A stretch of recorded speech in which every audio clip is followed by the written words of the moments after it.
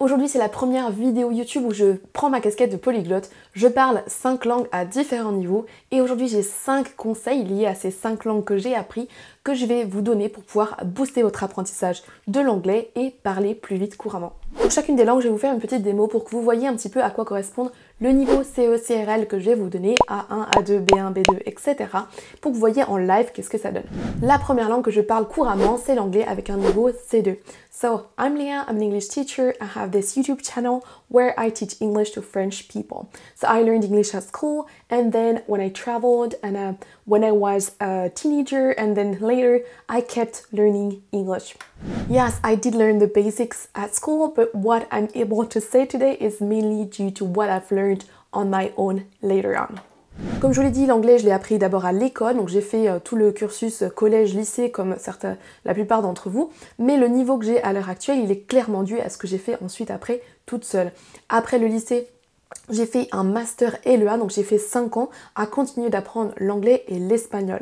Mais croyez-le ou non, le niveau que j'ai à l'heure actuelle, c'est clairement tout le travail que j'ai fait moi en dehors de mes cours, plus que les cours que j'ai eus au collège, au lycée et à la fac qui me l'a apporté. Malheureusement, ce que j'ai appris à la fac, c'était clairement la continuité du collège et du lycée. On a fait beaucoup de grammaire, beaucoup de théorie, beaucoup d'écrits et on a fait beaucoup de traduction, d'exercices de traduction, de la culture, etc. Mais on a fait très peu de pratique orale, que ce soit de la compréhension orale et aussi de l'expression orale. Ce qui m'a énormément aidé à passer un cap en anglais, à parler anglais couramment, à oser m'exprimer devant des Français, devant des natifs, à oser parler anglais sur YouTube, ça a été de découvrir les conférences TED. À l'époque, il n'y avait pas autant de ressources qu'il y a maintenant, il n'y avait pas forcément autant de choses sur YouTube, il n'y avait peut-être pas Netflix, il y avait beaucoup moins de possibilités pour progresser en anglais. C'était à la fois un problème mais à la fois une chance quand on voit à quel point aujourd'hui on peut facilement s'éparpiller parce qu'il y a tellement de choses qu'on ne sait plus où donner de la tête. Donc mon conseil numéro 1, c'est pas forcément de vous lancer à écouter des conférences TED pour devenir bilingue, même si ça peut être une bonne idée. Le concept est franchement intéressant, vous avez 20 minutes avec une présentation sur un thème, psychologie, géographie, politique, réseaux sociaux, mindset, développement personnel, etc. Et sur l'application TED, vous pouvez écouter ou regarder la vidéo en mettant les sous-titres en anglais et potentiellement vous pouvez mettre les sous-titres en français ou même les deux. Donc c'est franchement une application top que je vous conseille d'essayer si vous avez un niveau A2, B1. J'ai découvert les conférences TED lors d'un stage en Espagne, donc j'avais clairement pas l'objectif de parler anglais là-bas, mais pour autant j'ai réussi à progresser en espagnol et en anglais en même temps grâce à ces conférences. Donc non seulement ces conférences étaient intéressantes, mais ce qui m'a surtout aidé à passer un cap en anglais, c'est que je n'avais qu'une seule ressource et que j'ai pu tenir sur le long terme grâce à ça. Le matin, j'écoutais une conférence TED que j'avais téléchargée sur mon téléphone en allant au travail dans le tram et le soir j'en écoutais une autre. Donc pendant 3 mois, tous les matins et tous les soirs, j'écoutais 20 minutes d'anglais. Ce qui a joué, c'est que non seulement c'était une ressource qui m'a passionnée, qui était hyper intéressante, et j'ai pris énormément de plaisir à écouter ces conférences et à me cultiver. Et l'aspect clé numéro 2, c'est que je n'avais qu'une seule chose à faire. Là où vous êtes certainement en train de faire des exercices de grammaire à droite, avoir une application à gauche, avoir plein de sites internet en favori sur votre ordinateur, vous suivez peut-être une dizaine ou une vingtaine de comptes sur Instagram, vous êtes en train de vous éparpiller, vous avez du mal à progresser. A l'inverse, lorsque j'écoutais ces conférences TED, je n'avais qu'une seule et unique chose à faire et ça m'a clairement aidé à tenir sur le long terme ma résolution. Le fait d'avoir une seule et unique ressource va vous aider à limiter la prise de décision. Ça va faire aussi que chaque fois que vous pouvez faire de l'anglais, vous n'allez pas avoir à choisir, à vous éparpiller, à choisir quelque chose, à trouver du matériel, vous avez une seule chose à faire. Et ça va vous aider à être consistant, à tenir une bonne habitude suffisamment longtemps pour voir des progrès. Le problème aussi quand vous avez plein de ressources différentes, si par exemple vous lisez un livre en anglais, vous avez une application, vous écoutez un podcast, vous avez peut-être des chaînes YouTube que vous suivez, vous avez peut-être des sites internet, peut-être que vous faites des exercices de grammaire, c'est que vous allez travailler plein de compétences différentes et vous allez faire un tout petit peu de progrès dans chacune des compétences. Si vous ne travaillez qu'une seule compétence avec une seule ressource précise, vous allez faire bien plus de progrès plus rapidement que si vous travaillez un petit peu tout le temps. À mon avis, si vous avez plus que 3 ressources, que ce soit applications, livres, podcasts, etc., vous allez avoir du mal à avoir de vrais progrès. Je préfère que vous limitiez vos options, tout simplement pour limiter vos choix, mais aussi pour être plus efficace et démarrer plus rapidement à apprendre. Je vous conseille plutôt de travailler une seule et unique compétence pendant suffisamment longtemps pour voir des progrès dans cette compétence. Ça peut être par exemple écouter des podcasts ou des conférences TED pendant 1, 2 ou 3 mois. Ensuite de switcher à faire plutôt de la pratique, à trouver un partenaire de langue, un prof ou autre. Et là vous allez faire ça pendant plusieurs mois. Si vous faites ça plutôt que de faire un petit peu de tout le temps, vous allez voir plus de résultats. Donc retenez que si vous avez beaucoup de ressources, que vous êtes éparpillé dans tous les sens, vous allez voir peu de résultats. Si à l'inverse vous êtes focus sur une ressource, une compétence, vous allez pouvoir voir des résultats bien plus rapidement. Deuxième langue que je parle couramment avec un niveau C2, c'est l'espagnol. Pareil, je l'ai appris au collège, au lycée, j'ai continué ensuite en allant faire des échanges Erasmus en Espagne et des stages en Espagne. C'est une langue que je maîtrise légèrement moins que l'anglais parce que je la pratique moins au quotidien.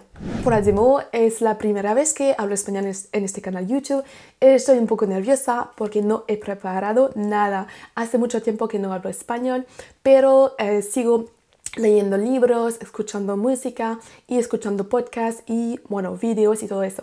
Si habéis entendido lo que he dicho, muy bien y os doy un besito. Voilà pour le conseil numéro 2 en espagnol. Ce que j'ai réalisé, c'est qu'on pouvait pratiquer à l'écrit et qu'on pouvait énormément progresser également. Le problème dans l'apprentissage de n'importe quelle langue étrangère, en France et souvent ailleurs, c'est de passer beaucoup par l'écrit et d'être très passif dans notre apprentissage. On va essayer de mémoriser des choses, apprendre par cœur des règles de grammaire, apprendre du vocabulaire par cœur, mais on va rarement nous-mêmes créer des phrases, pratiquer, que ce soit à l'oral ou à l'écrit. Vous êtes nombreux à dire que vous n'avez personne pour pratiquer, que vous avez du mal à progresser en anglais à cause de ça. Sachez que vous pouvez non seulement pratiquer à l'oral, mais aussi à l'écrit et que ça va permettre aussi de vous débloquer, ça va vous permettre de travailler la compétence qui est de passer du français dans votre tête à créer une phrase en anglais. Après avoir appris l'espagnol au collège et ensuite au lycée et après avoir fait 2 ans à la fac pour apprendre l'espagnol, j'avais un niveau assez correct, mais je ne pouvais absolument pas parler. Chaque fois que je voulais parler en espagnol, je devais conjuguer tous les verbes dans ma tête et j'étais complètement bloquée et j'avais du mal à faire mes propres phrases, tout simplement parce que je n'avais pas travaillé cette compétence qui est de penser en français ou d'avoir une idée en français dans vos têtes et de la traduire dans une langue étrangère. Avant de partir en Erasmus en Espagne pendant 6 mois à Barcelone, j'ai beaucoup pratiqué à l'écrit avec un ami sur MSN. Ça m'a permis de débloquer mon espagnol bien avant, même avant de partir en voyage là-bas. Vous pourriez pratiquer avec quelqu'un, avec un ami qui apprend comme vous l'anglais, avec un partenaire de langue sur des applications comme HelloTalk ou Language Exchange. Vous pourriez trouver un prof sur italki, sur Cambly ou d'autres applications, mais vous pouvez aussi pratiquer vous-même, seul, par exemple en écrivant une page par jour, chaque jour pendant 30 jours. Le fait d'écrire chaque jour en anglais vous permettra d'aller chercher du vocabulaire qui vous manque, donc vous allez forcément apprendre du vocabulaire. Ça vous permettra aussi de vous habituer à traduire ce que vous avez à dire du français à l'anglais. Et c'est cette compétence qu'on veut travailler pour parler anglais couramment, et ça vous pouvez le travailler à l'écrit. Vous n'êtes pas obligé d'attendre d'avoir un partenaire de langue. Jeg snakker litt norsk. Jeg lærte norsk da bodde jeg i Norge. Det var 10 år siden, og jeg har ikke snakket i veldig lenge. Og det er litt rart å snakke nå, og jeg antar at dere forstår ikke hva jeg sier. Voilà pour la démo, mon niveau est pas excellent, mais je peux clairement m'exprimer et me faire comprendre quand je voyage en Norvège ou en Suède. Ce qui m'amène au conseil numéro 3, qui est d'utiliser la loi de Pareto pour progresser dans une langue étrangère plus rapidement. En apprenant les 20% d'une langue qui sont utilisées 80% du temps, vous allez pouvoir progresser bien plus rapidement et pouvoir vous exprimer plus rapidement. Vous n'avez pas besoin d'attendre d'avoir un niveau bilingue, anglais couramment ou niveau C2 pour pouvoir communiquer avec des gens. Mon exemple est clairement flagrant. Lorsque je voyage en Norvège, je peux parler, même si des fois je switch vers l'anglais parce que c'est plus facile et c'est quand même bien plus fluide que le norvégien, mais malgré tout, je peux me faire comprendre, je comprends globalement et je peux avoir des conversations simples en norvégien avec un niveau B2 seulement. Donc 20% du vocabulaire est utilisé 80% du temps, 20% de la grammaire est utilisé 80% du temps. En vous concentrant sur l'utile, le plus efficace, le plus concret possible, vous allez pouvoir rapidement vous exprimer en anglais ou dans une autre langue étrangère. Lorsque je vivais en Norvège, après 6 mois, je pouvais m'exprimer en norvégien et j'ai arrêté de parler anglais au quotidien. C'est une langue que je maîtrisais mieux que le norvégien, mais j'ai pu switcher de l'un à l'autre parce que j'avais mis le focus sur le norvégien le plus utile. La langue numéro 4 que j'ai appris, c'est l'allemand et j'ai un niveau à l'heure actuelle B1. Ich habe 2 Jahre Deutsch in der Universität gelernt. Ich glaube, das Deutsch ist sehr lustig, aber ein bisschen schwierig auch.